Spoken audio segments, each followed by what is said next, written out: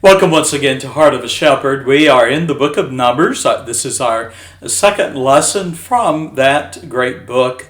I've titled the devotion, The Lord Desires Your Best. And our scripture reading today is chapter 3, Numbers chapter 3.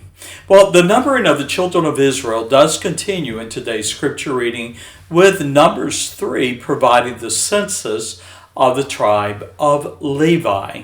Now, the Levites were not included in the earlier census, which was recorded in chapter 1 and chapter 2, and it focused on the number of able-bodied men of war in Israel who were 20 years and older. Instead, the census that's found here in chapter 3 concentrates on, and I quote, every male from a month old and upward. And so this is a very unique one dedicated to the tribe of Levi, looking at that tribe that serves as the priestly tribe of Israel. Well, in verses 1 through 4, we consider the priest and their work. Now, since Moses and Aaron were Levites, the first verses focused on them. We read, "There also are the generations of Aaron and Moses in the day that the Lord spake with Moses on Mount Sinai," verse 1. Now, we're reminded that Aaron was the father of 4 sons who were anointed and consecrated to serve as priests.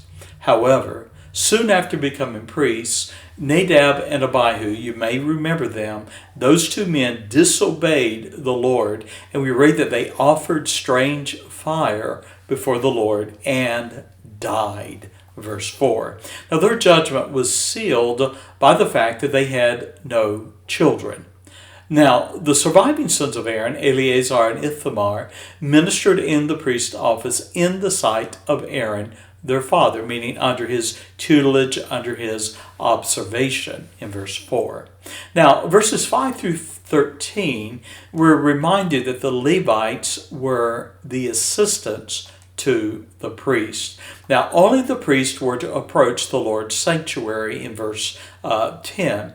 Their duty was to serve the Lord and assist Aaron and his sons as they fulfilled their charge as priests. Now, the tribe of Levi was ordained to serve the Lord in the place of the firstborn sons of the other tribes. Now, that's an important point. Let me say it again.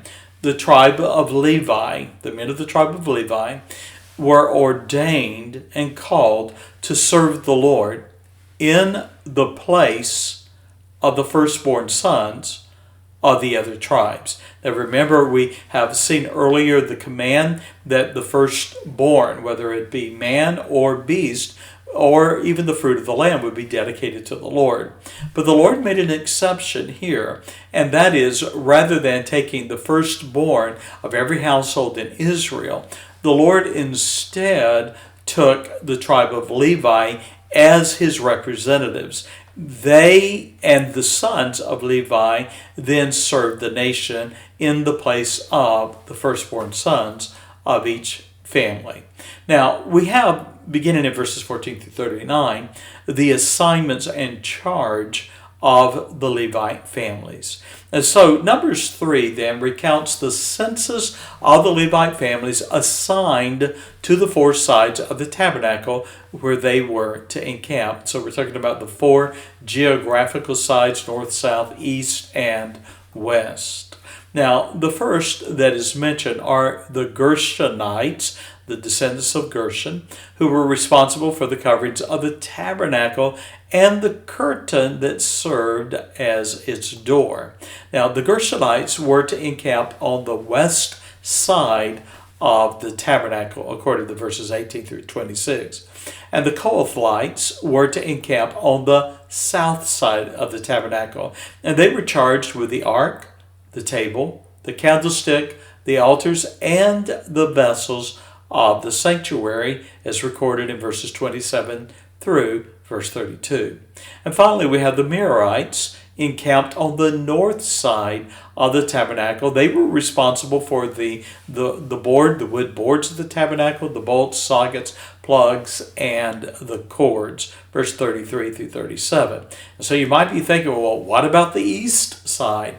Well, we find that Moses, Aaron, and his sons were to encamp on the tabernacle's east side at the entrance to the tabernacle's compound. Now, they were charged with the worship and sacrifices and were responsible for seeing that, and I quote, no stranger could come near the sanctuary, that being no one that is not of Aaron's lineage. And then we have the redemption of the firstborn, verses 40 through 51. And so with the census complete, the number of Levites, males 1 month old and older, was found to be 22,000. Now again, Levite males from 1 month old and older, 22,000 men in total, boys and men. Now, it's noted that the total number of the firstborn males in the other tribes was 22,273. And so here we have a difference of 273 males, boys and men. Now, because the Lord had adopted the tribe of Levi in the place of the firstborn males of the other tribes, the difference of 273 was compensated by fathers in Israel who paid a ransom, that is, a payment for their firstborn sons.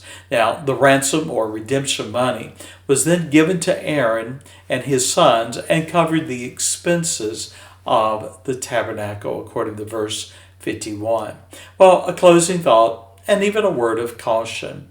It might be tempting to dismiss the details in Numbers 3. I mean, after all, what difference does something that happened thousands of years ago, what difference does it make? Well, a big difference, because a lesson emerges when we consider the organization for worship. Now, we've noticed the very specific instructions that God provided his people to follow in the tabernacle and its worship. Now, while the 12 tribes supported the tabernacle with their sacrifices, the priests and their families relied on their faithfulness, that is, the faithfulness of the other tribes, to give. Now, I close with this observation. I fear that there are some church ministries and pastors who struggle financially because believers do not give what the Lord requires. And what about you? Have you purposed to give the Lord his part? Remember, God's standard is our best. We read these words, and every man, according as he purposeth in his heart, so let him give, not grudgingly or of necessity, for God loveth a cheerful giver. Well, what a wonderful study we've had in this first census. Tomorrow our study will continue following Israel in this new book that we are studying. Well, thank you for being a part of Heart of a Shepherd. I invite you to like it. I often wonder why no one takes the time to like it, and then another is how come so few share it? And so I hope that you will do both of those. God bless, and bye-bye.